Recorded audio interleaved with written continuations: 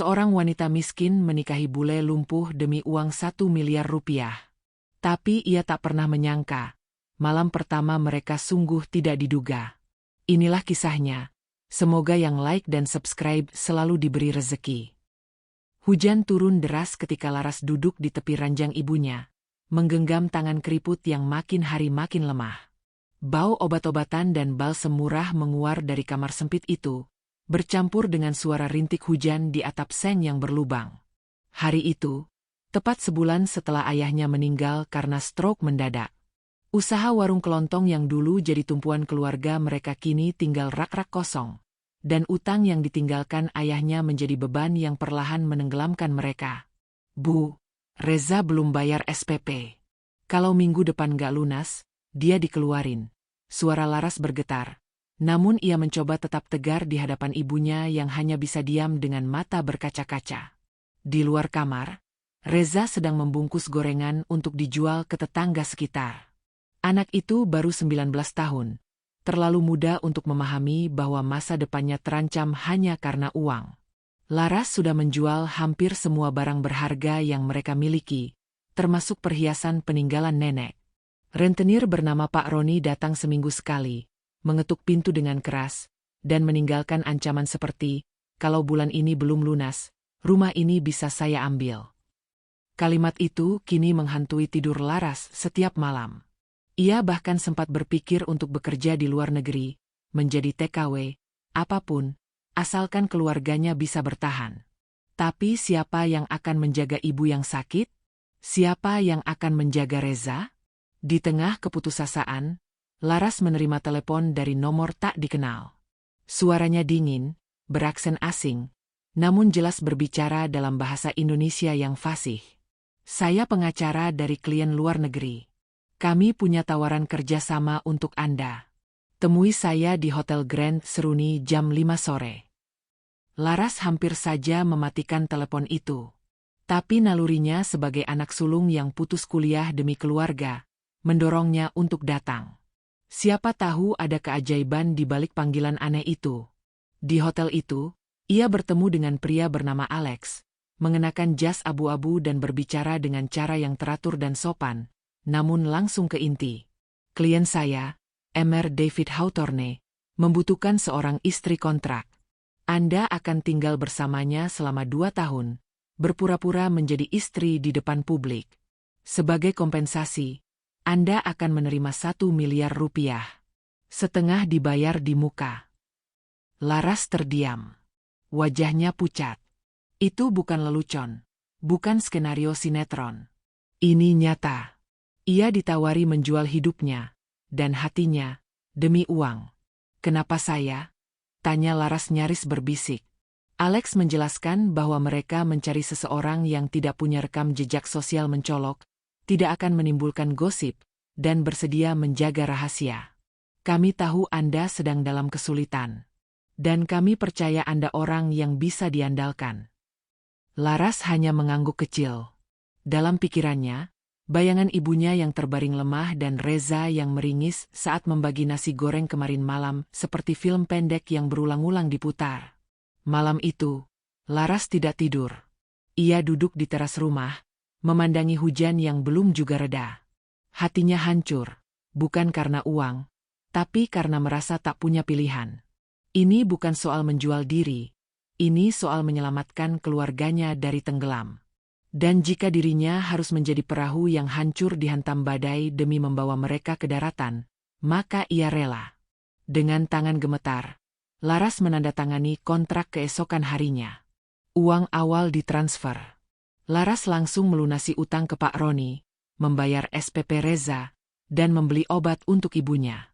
Namun di balik senyum getir yang ia tunjukkan di hadapan keluarganya, Laras tahu, hidupnya tak lagi miliknya. Ia akan menikah dengan pria asing yang belum pernah ia temui, seorang bule lumpuh yang bahkan tidak percaya pada cinta. Dan sejak hari itu, hidup Laras resmi berubah, bukan karena cinta, tapi karena hutang yang menuntut lebih dari sekadar pengorbanan. Pagi itu, Laras berdiri di depan sebuah rumah megah bergaya kolonial di kawasan elit Jakarta. Hatinya bergemuruh, bukan karena kagum melihat besarnya bangunan, tapi karena rasa asing yang mencengkeram jiwanya. Ini bukan tempat orang seperti dia. Sebelum sempat mengetuk, pintu besar berwarna hitam itu terbuka sendiri, dan seorang pria tinggi berbadan kekar dengan jas hitam menyapanya dengan dingin. "Nona Laras." "Tuan David menunggu," katanya singkat. Langkah kakinya terasa berat, seperti sedang berjalan menuju ruang sidang. Ruang utama rumah itu lebih mirip galeri seni daripada hunian. Dindingnya penuh lukisan abstrak dan foto hitam putih. Di tengah ruangan, duduklah seorang pria bule dengan wajah tampan namun dingin. Tubuhnya setengah tertutup selimut di atas kursi roda elektrik yang tampak sangat mahal. "Kau Laras?" tanyanya tanpa menoleh. Nada suaranya datar, tidak ada sapaan ramah, tidak ada senyum.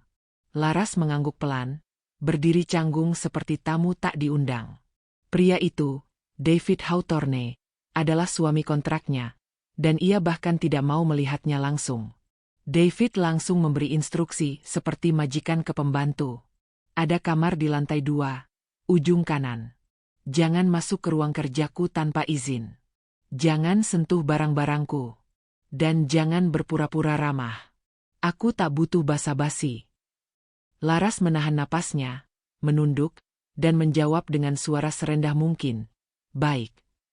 Ia tahu posisinya di rumah itu bukan istri, bukan teman, ia hanya kontrak berjalan. Hari-hari pertama terasa seperti hidup dalam sangkar emas yang sunyi. Makanan mewah disajikan oleh pelayan pribadi, kamar tidurnya sebesar setengah rumahnya di kampung, dan semuanya serba otomatis. Tapi kehangatan manusia? Nol.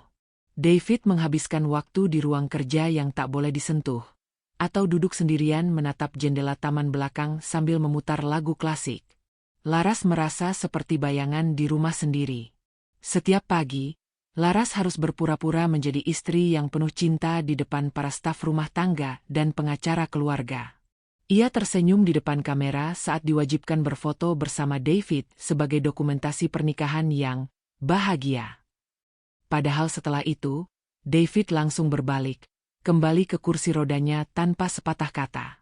Laras mulai muak. Tapi tiap kali ia ingat wajah ibunya yang mulai pulih dan Reza yang kembali kuliah, ia menelan semuanya, bahkan diam saat dihina. Suatu malam, Laras tak sengaja mendengar teriakan dari ruang kerja. Pintu sedikit terbuka. David marah, melempar sebuah gelas ke dinding, lalu terduduk di kursi rodanya sambil terengah. "Semua orang hanya peduli pada warisanku, bukan aku," teriaknya dalam bahasa Inggris. Laras terpaku di balik pintu, mendengar isakan pelan dari pria yang selama ini ia kira tak punya hati. Dan untuk pertama kalinya, ia melihat sisi manusia dari lelaki yang selama ini terlihat dingin dan tak tersentuh. Keesokan harinya, David tak turun sarapan. Laras memberanikan diri masuk ke ruang kerjanya. Di dalam, David duduk diam, matanya sayu, dan sebuah foto usang tergenggam di tangannya. Seorang wanita muda berambut pirang tersenyum dalam pelukannya. "Tunanganmu?" tanya Laras pelan. David menatap tajam. "Dulu. Dia pergi saat tahu aku lumpuh. Pergi bersama sahabatku." Jawabannya mengandung luka yang lebih tajam dari sembilu. Laras terdiam, tak tahu harus berkata apa. Sejak hari itu, Laras mulai melihat David bukan sebagai kontrak berjalan, tapi sebagai manusia yang patah. Ia mulai menyiapkan sarapan sendiri, menyapanya dengan sabar meski sering diabaikan. Laras tak tahu mengapa, tapi setiap kali melihat pria itu menatap kosong ke jendela, hatinya terasa berat. Ia mulai membersihkan ruang kerja dengan hati-hati, menata buku-buku David tanpa menyentuh hal-hal pribadinya. Sedikit demi sedikit, David mulai membuka percakapan kecil tentang musik, buku, dan kadang tentang rasa kesepiannya yang tak pernah hilang. Namun di balik perubahan kecil itu, Laras masih menyimpan beban. Ia terus dihantui kenyataan bahwa semua ini hanyalah kontrak. Bahwa suatu hari, David akan tahu bahwa ia datang karena uang. Dan jika saat itu tiba, apakah hatinya siap kehilangan seseorang yang diam-diam mulai mengisi ruang kosong di hidupnya? Hari-hari berlalu, dan sesuatu yang tak direncanakan mulai tumbuh diam-diam. Laras menyadari, ia tak lagi hanya menjalankan peran. Ia mulai menunggu momen-momen kecil bersama David, saat ia tersenyum melihat hasil masakan Laras, ketika ia mendengarkan musik klasik sambil bercerita tentang masa kecilnya di Inggris, bahkan saat ia marah dan mengutuk takdirnya. Itu semua terasa lebih nyata dari apapun yang pernah Laras alami. Ia melihat sosok lelaki yang dulu patah, perlahan belajar percaya pada kehadiran orang lain. Sementara itu, David pun berubah, meski tak diakuinya. Ia mulai menantikan suara langkah Laras di pagi hari, aroma kopi buatan tangannya, dan celoteh kecil perempuan itu yang sering mengomentari lukisan-lukisan aneh di dinding. Untuk pertama kalinya sejak kecelakaan yang merenggut kakinya, ia merasa hidup. Tapi luka lama masih menancap dalam. Baginya, cinta adalah jebakan.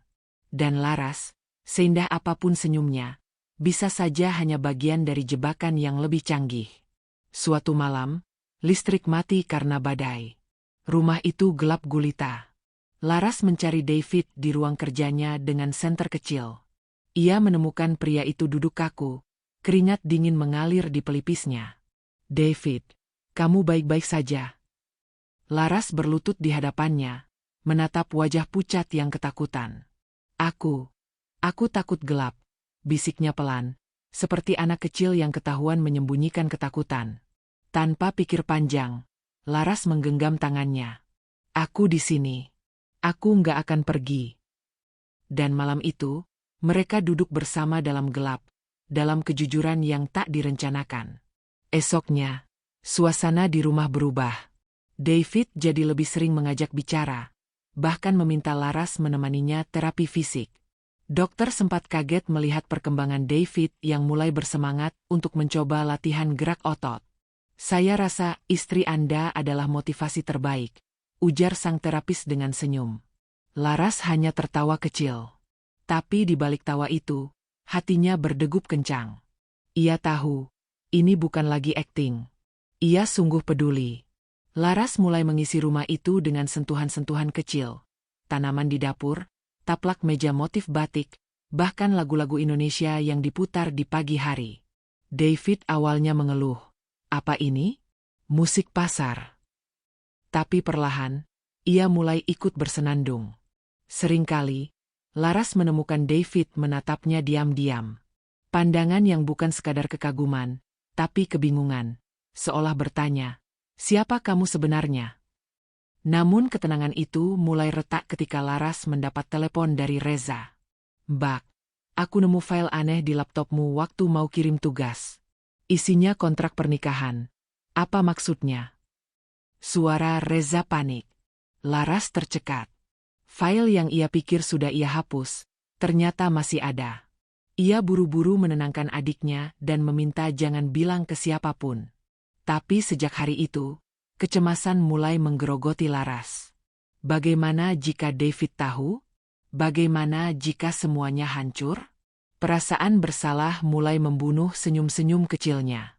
Ia mulai menjaga jarak, membatasi waktu di ruang kerja David, menahan diri untuk tidak terlalu dekat. David merasakannya, tapi tak mengerti penyebabnya. "Kau berubah," katanya suatu malam. "Kau seperti menarik diri." Laras hanya menjawab, "Mungkin aku takut." Tapi ia tak berani menjelaskan apa yang ia takutkan sebenarnya. Kehilangan kepercayaan David. Saat ulang tahun David, Laras menyiapkan kejutan kecil. Ia membuatkan sup jamur kesukaan David dan menggantungkan foto-foto kecil kenangan mereka selama beberapa bulan terakhir. Ketika David masuk ke ruang makan, ia terdiam. "Ini, kamu yang buat?" tanyanya pelan. Laras mengangguk, tersenyum lembut. Mereka makan malam berdua dalam suasana hangat. Untuk pertama kalinya, bukan sebagai pasangan pura-pura, tapi sebagai dua hati yang mulai bertaut. Namun di malam yang sama, saat David mencari charger di kamar kerja Laras, ia menemukan file kontrak cadangan di laci meja. Matanya membelalak. Ia membaca tiap paragraf dengan tangan gemetar. Perjanjian pernikahan selama 2 tahun, kompensasi 1 miliar rupiah. Jantungnya serasa berhenti. Semua senyum, semua perhatian. Apakah itu semua karena uang? Ketika Laras masuk ke kamar, Ia menemukan David duduk membelakanginya. "Kau datang karena uang, bukan?" tanyanya pelan, tapi penuh luka. Laras membeku di tempat. "David, aku bisa jelaskan." Tapi David menoleh dengan mata yang berair, penuh pengkhianatan. "Tidak perlu. Sekarang semuanya masuk akal." Ia menggerakkan kursi rodanya pelan, menjauh dari Laras. Malam itu, keheningan kembali merayap di rumah mereka. Tapi kini bukan karena dingin, melainkan karena hati yang patah tak bisa disatukan dengan kata-kata.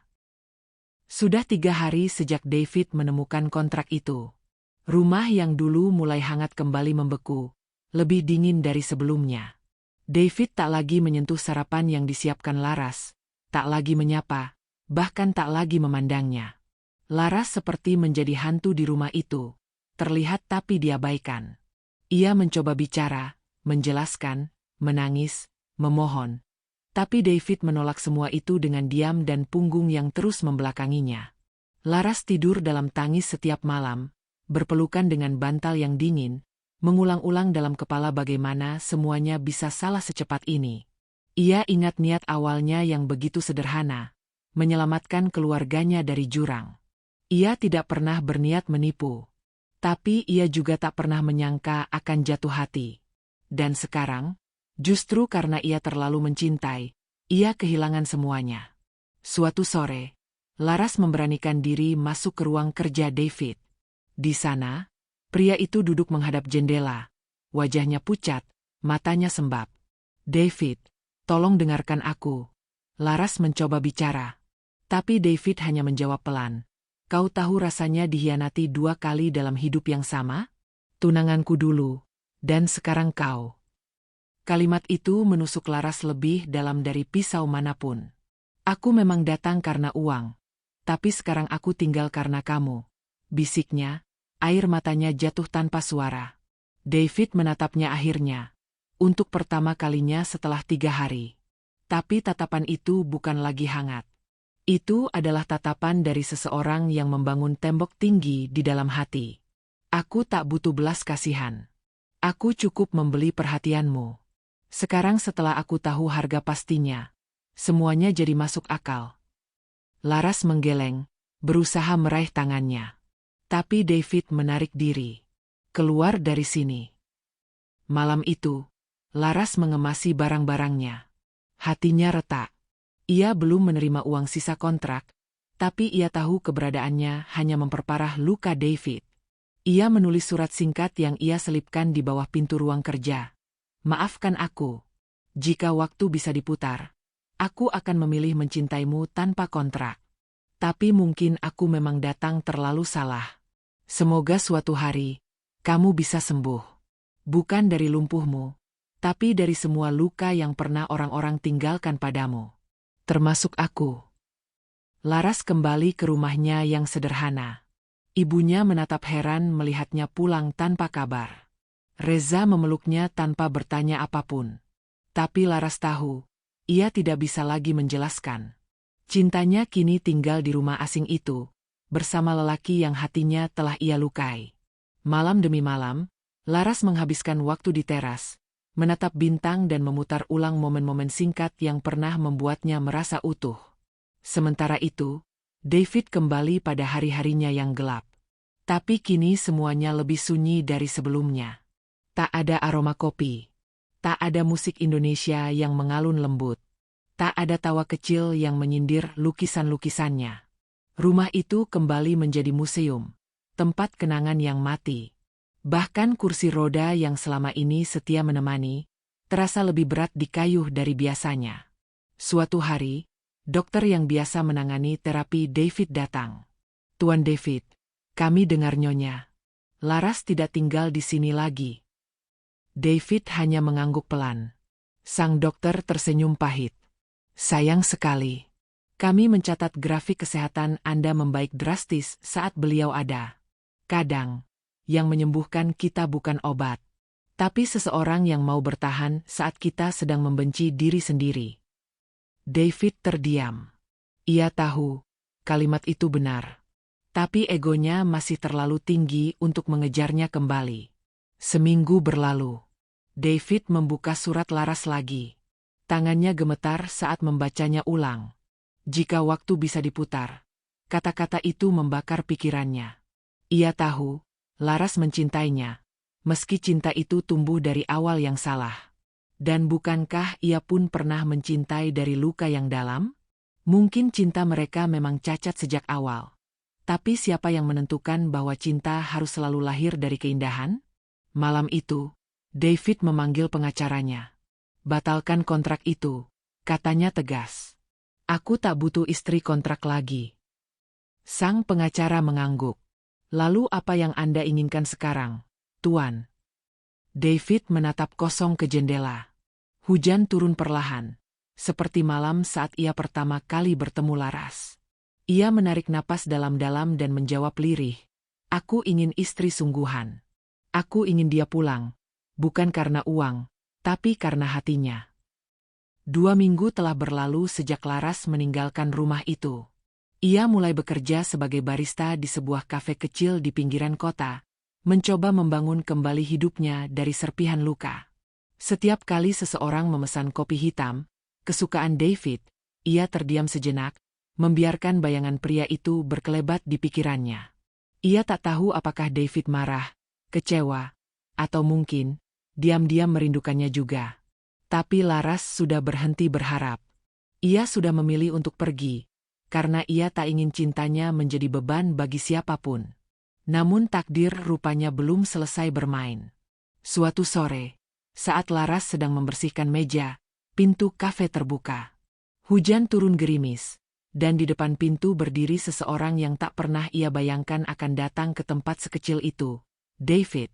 Duduk di kursi roda, mengenakan mantel gelap, matanya menatap lurus ke arahnya. Laras membeku. Napasnya tercekat.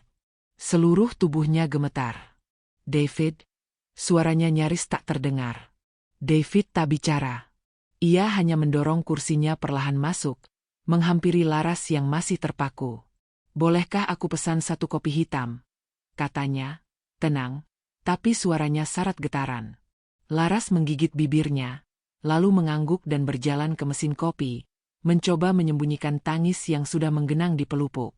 Ia menyajikan kopi itu di hadapan David, lalu duduk di bangku seberangnya, tanpa kata. "Aku datang bukan untuk menyalahkanmu lagi," David membuka percakapan. "Aku datang karena sadar. Kamu satu-satunya orang yang tinggal, bahkan ketika aku yang paling tidak pantas dicintai." Laras terisak pelan.